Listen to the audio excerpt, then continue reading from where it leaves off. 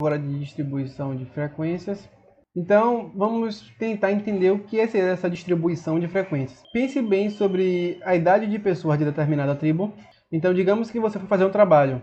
Esse trabalho, você foi em uma região, em uma tribo específica, e você coletou a idade de várias pessoas dessa tribo para tentar entender qual idade tem mais pessoa em determinada idade, se tem mais criança, adolescente, jovem, senhor, qual a idade do senhor, são senhores de 60 anos, são senhores de 70. Digamos que você foi lá no campo e coletou um monte de dados sobre pessoas dessa tribo.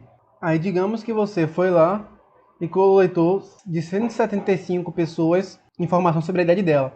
Então, digamos que essa foi uma tribo normal, tem pessoas de 131 anos, tem pessoas de 88 anos, tem pessoas com 4 anos, e aí você coletou para cada uma delas uma idade diferente. O que você vai fazer depois?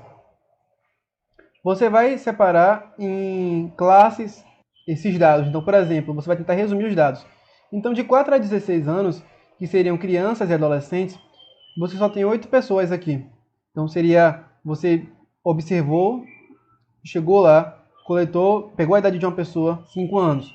Outra tinha 10, outra tinha 14, outra tinha 11. Então, são 8 pessoas dentre 4 a 16 anos de idade. Depois, você tem apenas 5 pessoas de 16 e 28. Depois você tem 28, você tem 6 pessoas com idade de 28 a 41 anos. Depois você tem de 41 a 53 anos, 14 pessoas. E aí, aqui você observou que de 77 a 89 pessoas, tem 42 pessoas. Como essa é uma tribo normal, tem pessoas até de 150 anos, que é o máximo. E aí você viu que tinha 12 pessoas com quase 150 anos.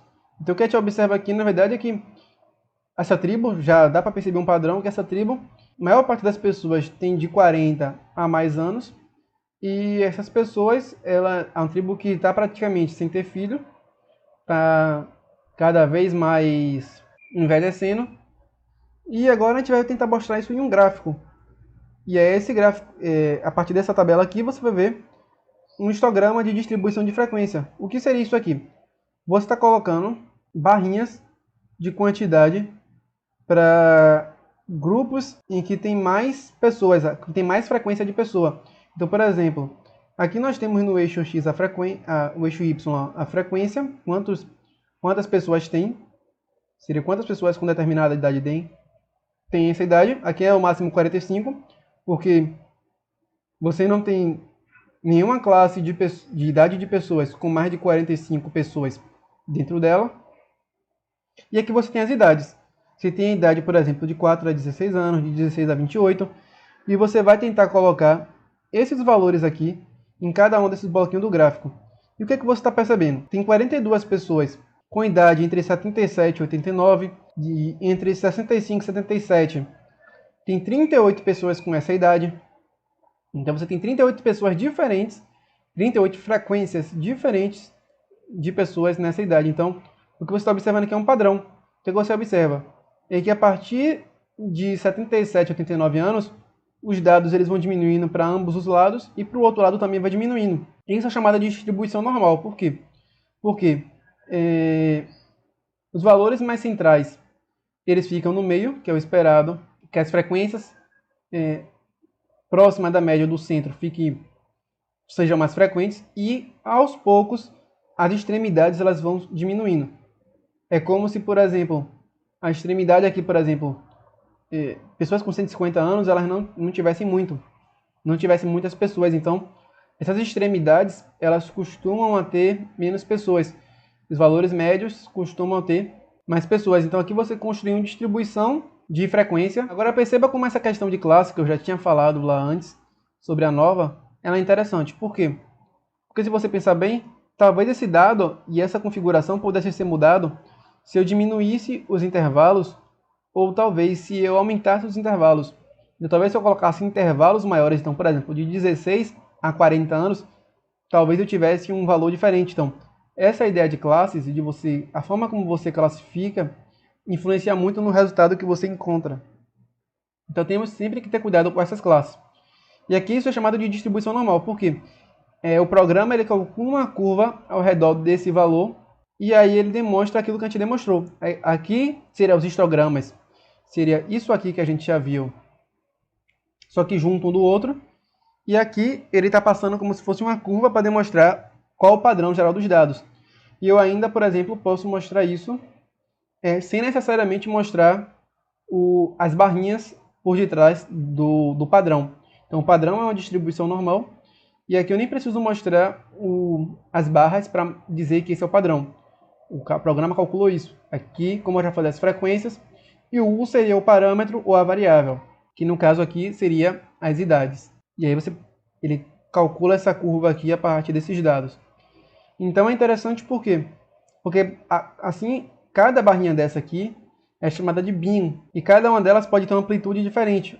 O valor mínimo e máximo diferente. Então as barrinhas elas poderiam ser mais gordinhas, muito menores que essa. Você percebeu que naquele histograma você tinha menos barrinhas e as barrinhas eram mais gordinhas. Aqui as barrinhas elas podem ser mais finas, mas você tem mais barrinhas, que seria o número de bins, o número de barrinhas que você tem. Então você pode ter padrões diferentes de acordo com que forma você coloca essas categorias e a amplitude dessas categorias. E aqui você tem vários tipos de distribuição normal. Aqui o que muda, na verdade, o que eu quero mostrar para vocês é o desvio padrão. Então, se a maior parte das barrinhas elas estão muito próximas do valor central, o desvio, ou seja, a variação do valor central, o valor médio que tem, o valor mais frequente, ele é muito pequeno. Então, por exemplo, no caso lá, você teria, por exemplo, pessoas de 80 a 90 anos aqui, e ao redor, por exemplo, você teria pessoas de 85 a 75 aqui, de 75 a 65 aqui. Então, a frequência de pessoas estariam muito próximas do maior valor que tem. Então, isso geraria uma distribuição com um desvio padrão menor, ou seja, o desvio do maior valor ele é muito menor. E aí você gera uma curva um pouquinho mais fininha. Aqui, por exemplo, você já tem uma curva com desvio maior. Então, as barrinhas elas têm uma diferença muito maior do valor central ou mais frequente dessa distribuição.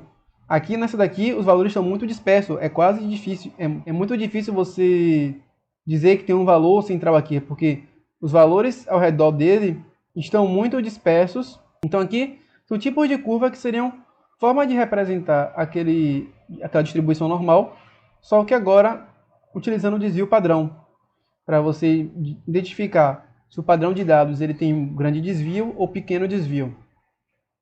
Isso também é utilizado muito na evolução. Você tem, por exemplo, aqui o vermelho seria a curva de distribuição de determinada característica da espécie antes de determinado fenômeno, ou antes de determinada seleção e depois da seleção. Então, antes da seleção você pode ter uma distribuição normal e depois da seleção você pode ter uma seleção disruptiva, ou seja, uma seleção que você vai pegar valores extremos, que aí seria duas curvas de distribuição.